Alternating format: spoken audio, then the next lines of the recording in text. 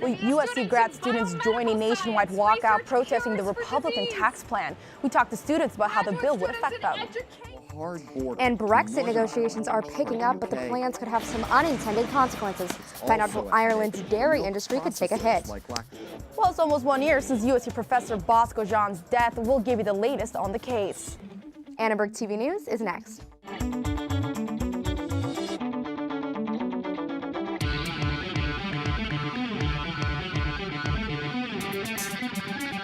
Live from USC, you're watching Annenberg TV News. Graduate education is not a luxury, it's a necessity. Graduate students around the country took part in a walkout against the GOP tax bill. Republican members of the Senate are hoping the tax plan passes this week. A version of the bill has already passed in the House. Good evening, I'm Suji Nam. And I'm Madeline Otterly. The tax reform bill that passed in the House would allow the government to tax graduate students on their tuition waivers. Annenberg Media's John Corley shows us how this would affect students. Graduate and PhD students walked out of class today at USC and around the nation, protesting the Republican effort to overhaul the tax code. A provision in the bill would add a new tax to tuition waivers for students. These are waivers that cover the cost of tuition for graduate students who do research and teaching assistantships. To be honest, I don't think that I could afford living off of $22,000, $24,000 a year in Los Angeles, and this would add about another $3,000 to $4,000 to my tax bill. If this bill passes, I may not be able to be here any longer. Under the proposed bill, waivers would be considered income for students and could be taxed. USC's Michael Simkovic says the upside of the bill for Republicans could be political. As people become more highly educated, particularly college students and especially graduate students, people with advanced degrees, they're more likely to identify as Democrats and less likely to identify as Republicans. The government uses the tax code to encourage certain behavior and discourage others. For example, the government places taxes on cigarettes and alcohol, but gives tax breaks to people who own homes. So graduate students and PhD students are confused as to why the new GOP tax overhaul legislation seemingly is trying to discourage getting an advanced degree. PhD student Nina Treveri is one of the lead organizers for today's walkout. Her goal was to move the rally beyond USC and take it nationwide. In the span of 2 weeks, it started from really 6 students to 6,000 followers on Facebook. And today, this rally, walkout, break-in, callback is being held across 57 schools across 32 states. Protest organizers are encouraging students to call their elected officials to vote against the bill. For Annenberg Media, I'm John Corley. USC students aren't the only ones upset about the tax plan. Graduate students at several other universities also protested today. Students at UC Davis and the University of Minnesota, Twin Cities, also walked out today. Several had signs demanding that their tuition waivers remain tax-free. Today's show host Matt Lauer is out of a job after a sexual harassment complaint was filed against him. Lauer's co-anchor Savannah Guthrie made an emotional statement about his abrupt departure this morning. Grappling with a dilemma that so many people have faced these past few weeks. How do you reconcile your love for someone with the revelation that they have behaved badly? The New York Times reports that Today's Show staff learned about Lauer's termination just hours before going on air.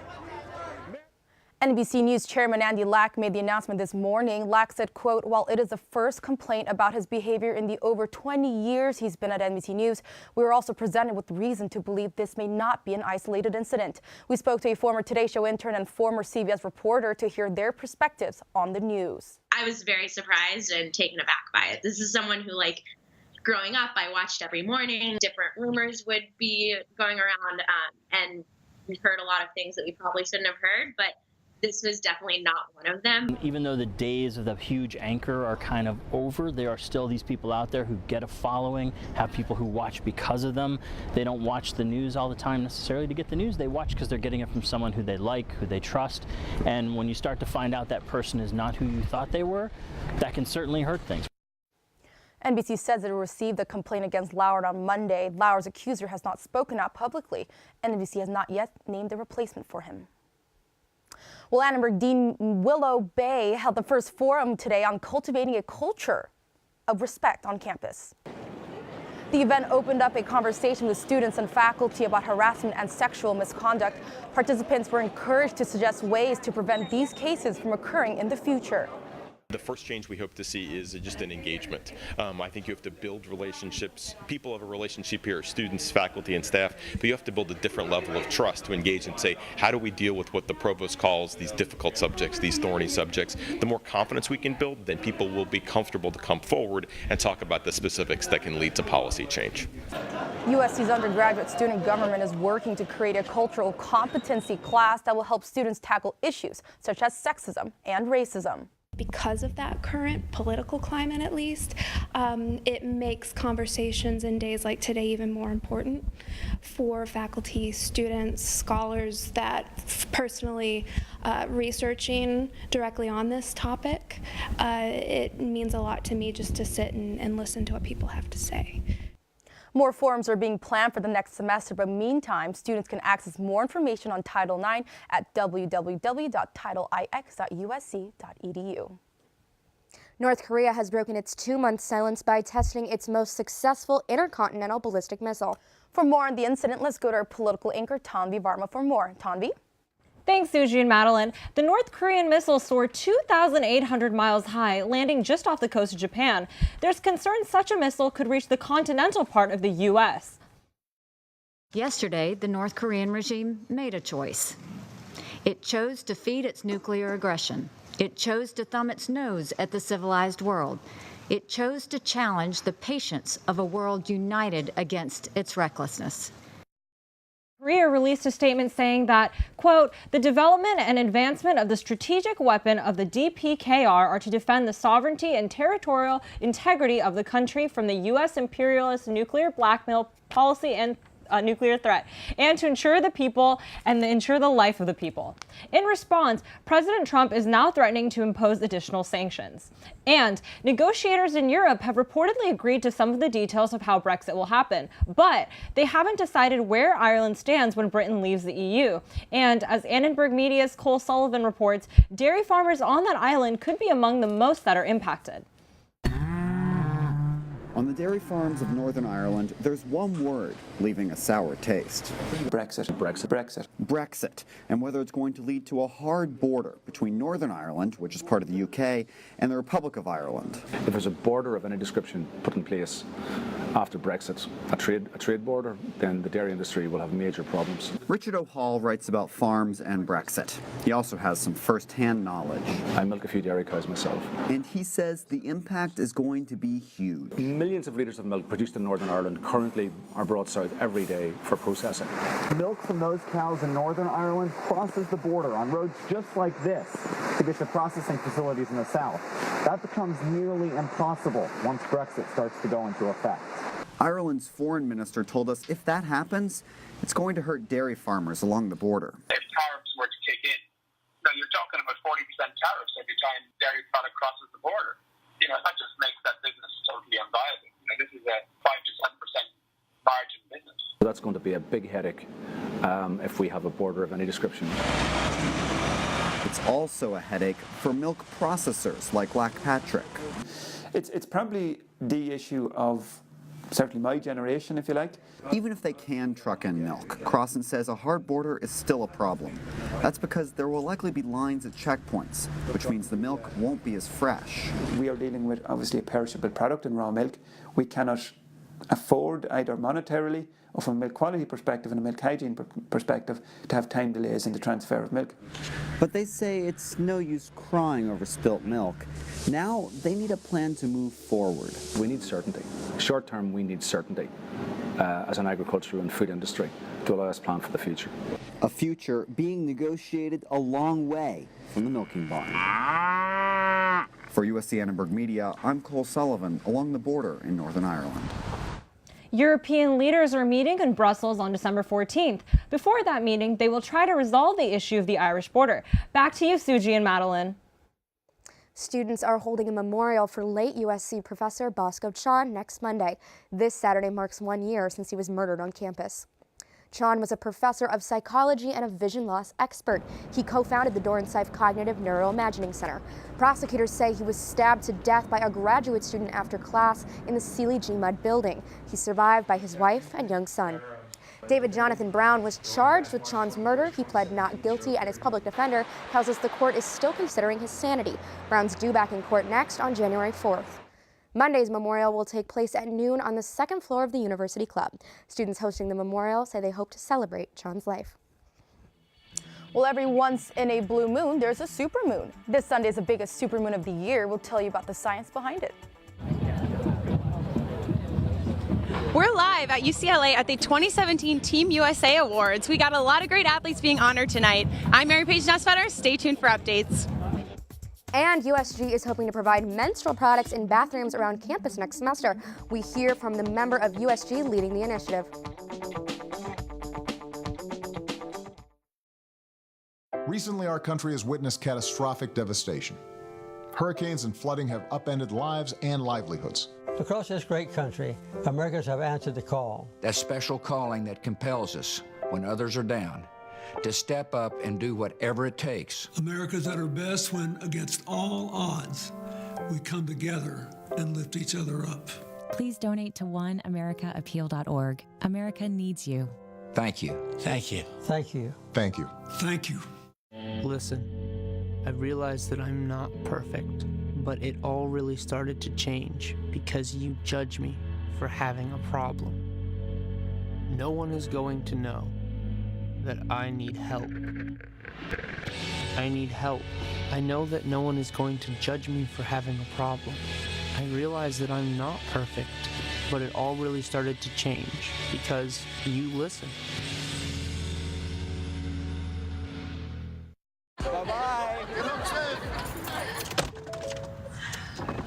Hi. Hoping for a crisp breeze to help keep you alert. He took a sip of water too. That'll probably help. You were probably gonna turn down the radio too, so you could focus, right? Probably okay isn't okay. Right? If you see a warning sign, stop and call a cab, a car, or a friend. I think the water line is what really drove it home. I blew on him. Athletes from the U.S. Olympic team are being honored tonight to celebrate their accomplishments. UCLA is hosting the ceremony. Annenberg Media reporter Mary Paige Nussfetter is live at the event to talk to some of the Team USA athletes. Mary Paige, are you having fun?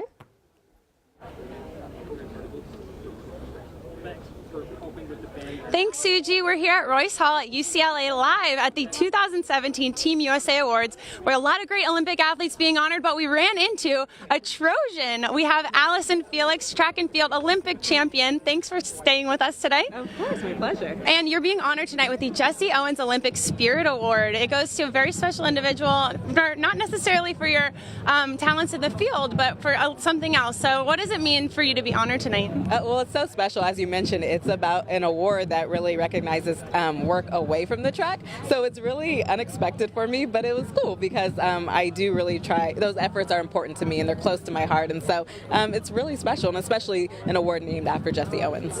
And do you have any advice for maybe some Trojans watching tonight who want to be like you someday? It's everyone's dream to be an Olympic athlete. I say just embrace the journey. You know, you never know where life is going to take you. Go after what you're passionate about. You know, if that's what it is, then give it all. But it's just an amazing ride along the way, and I've learned a ton. And a lot of people here tonight really excited to highlight Olympic sports most of all. What does it feel, how do you feel being here to shine a light on those sports? Yeah, I love anything that celebrates the Olympic spirit. It is so amazing, the ideals that the Olympics stand for. So I'm excited to join in the celebration. Well, thanks so much, Allison. My pleasure. Nice talking All right, to you. thanks, guys. Back to you, Maddie. All right. Thank you so much. Well, on another sports front, excitement for the 2028 Paralympic Games is building today. It's the first time Los Angeles will hold the Games for athletes with disabilities and impairments since they were first introduced in 1960. But while LA has hosted 2 Olympic Games, we have never had the honor of hosting the Paralympic Games. And the city right now here is home to more than 600,000 people with some sort of physical impediment. And that's a city unto itself that we want to activate. Together, we can benefit the city, change the way not only Los Angeles but the world perceive persons with an impairment. The Paralympic Games will include athletes from 25 different sports. The event includes sports such as archery, rowing, and wheelchair rugby. Athletes will be staying in housing on UCLA's campus, while the Media Village will be at USC. Events will take place at venues across the city, including the USC Galen Center. Well, I hope the weather is good for those games, right? I really do, but I'm sure our weather anchor Erica Lee will tell us a little bit more about what we can expect for next week. Thanks, Suji and Maddie. Let's take a look at the current conditions. Right now, it is about 62 degrees here in Southern California. Let's take a look at the mountains. It looks like it's cooling down a bit. It's 58 degrees in the mountains, but down in the coast, it's a lot warmer. In Malibu, it's 68 degrees. Going back to USC, let's take a look. It's about 78 degrees in Pasadena and 76 at USC. Here, let's take a look at the 5-day forecast. It's going to rain on the weekend. It doesn't show in this graphic, but there's a slight chance of rain. Forget the solar eclipse, the supermoon is coming this Sunday evening. The supermoon is when a full moon or new moon is closest to the Earth in its elliptic orbit. This makes the moon look much larger than it usually does. This is the 4th supermoon of 2017, but the only one visible to the casual observer. It will occur from about 7:45 Sunday morning to 12:45 a.m. on Monday. The last time a supermoon was this big was in November 2016. Before that, it hadn't happened since January 1948. Well, I'm sure looking forward to that. Thank you, Erica. Thank you so much. All right, well, the USC undergraduate student government will be offering free feminine hygiene products for students as early as next semester. Overall, student support was really heavy. We definitely had a lot of students send in written responses about their full support and the need for this at USC. So right now, based on the support that we got, we're trying to really put forth an urgency to get this done really fast. A trial run was conducted earlier in this month in restrooms inside several high-traffic buildings on campus. We spoke to some students who support this initiative. Sometimes you just don't have one, and it just happens at some random times. Not only really cool, but also just really good for the students that they are given free access to all these products. It shows that you have a community that supports you and really just cares about your daily well-being. It's just. The details of whether the university or a private company will provide the products are still unclear, but USG says its goal is to provide these products without affecting tuition. Well, I don't know about you, CG, but I am really looking forward to this Pac-12 matchup. So do I if I don't have work, but I'm sure Amy has more on the updates on sports. Amy? Thanks, Suji and Madeline. Our correspondent Chloe Christie-Kopoulos and I have a fun game coming up. And the USC Trojans are preparing to face Stanford in the Pac-12 championship game on Friday. Over to the pool, the men's water polo team is looking to bring home the NCAA championship trophy. Sports are next.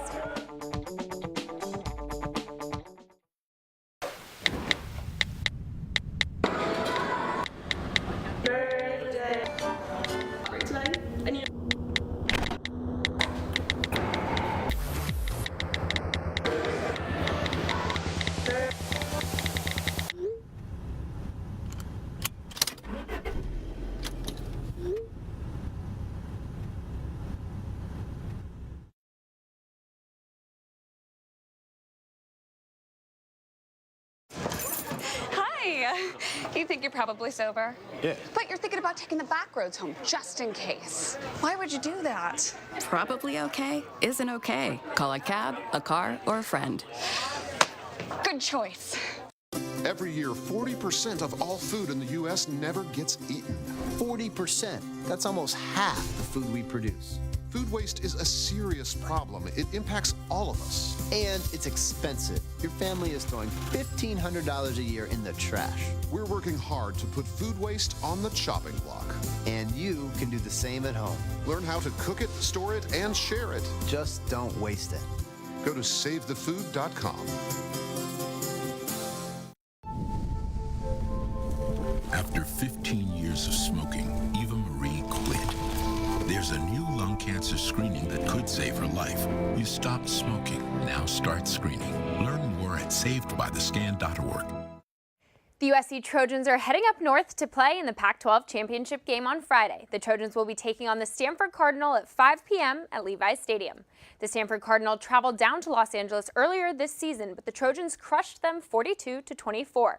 Then the Trojans traveled out to South Bend in the middle of October and were crushed by Notre Dame 49-14. The Cardinal just dominated the Irish 35-20 last week. So there's really no telling what this Pac-12 championship game holds. At practice yesterday, head coach Clay Helton spoke about their previous matchup and the strength that is Stanford in their red zone.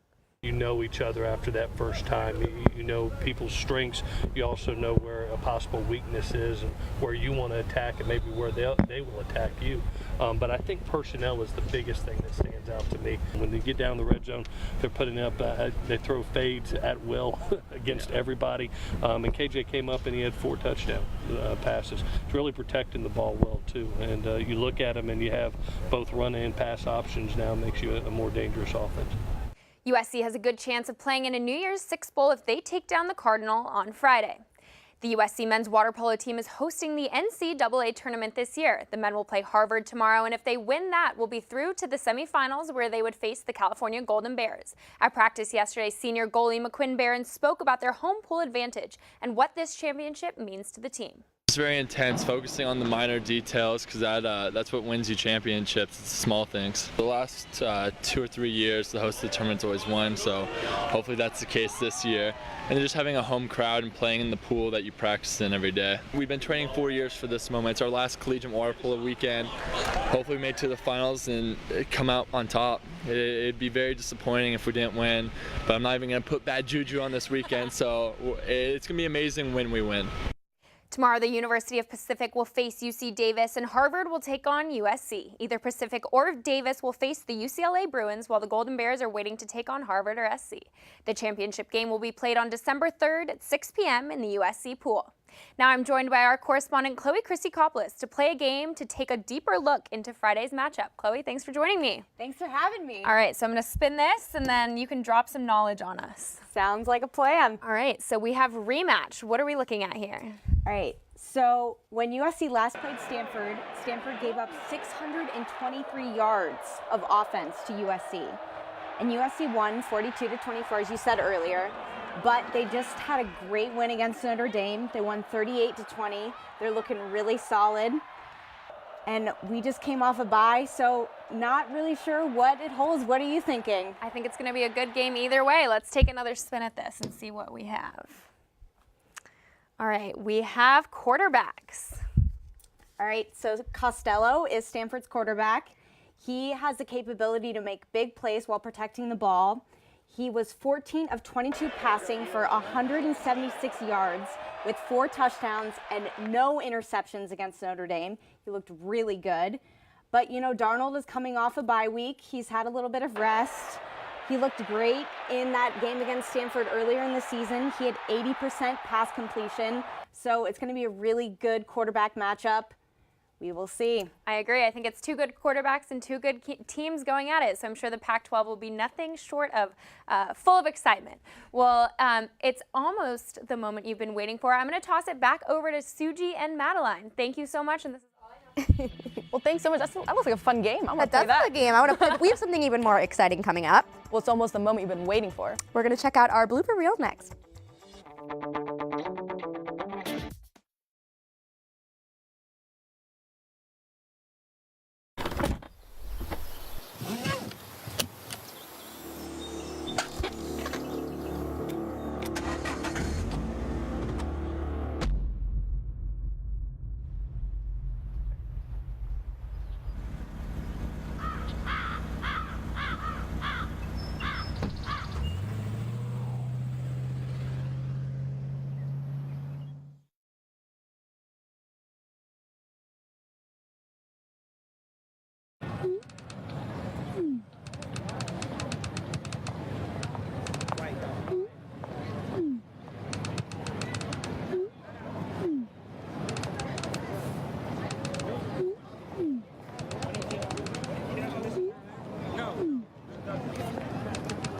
Don't ignore the subtext. It's on us to intervene in sexual assault. Because we can. Take the pledge at itsonus.org. Hey, look, it's those guys. Are you good to drive? I'm fine. How many did you have? I should be fine. You should be. Go and step out of the vehicle for me. See ya, buddy. Good luck. So turns out, buzz driving and drunk driving, they're the same thing, and it costs around $10,000. So not worth it. Well, you know, every now and then we make a mistake here or there, but to celebrate our final week of the semester, here's a look at some of our greatest bloopers. Hope you enjoy. However, to the show. the numbers that are coming out of Virginia, there's like Well, first of all, I like it better when kind of Trump only had 140 characters each week. Really. And I'm. With all the talented athletes at USC now, it will be. These allegations come amid several controversies at USC. Oh. Let's toss it back over to Brogan and Charlotte.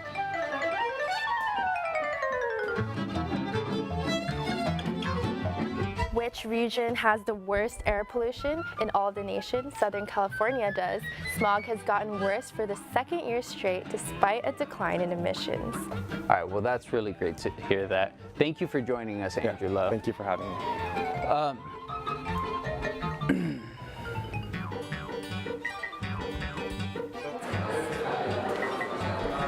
Thanks, Suji and Madeline. We're almost an hour into Game 2 of the World Series. 8,000 residents evacuated from Mendocino County and are allowed to return home tonight. None of those universities have deferment. Thanks for watching. See it live. All right, my mom will be here for the game. What about you? No, we have work. What about you, Suji? I have work, like Oh, no. Yeah. And Nick, I know that it's been an eventful week in sports. Sounds like it, but also an art installation.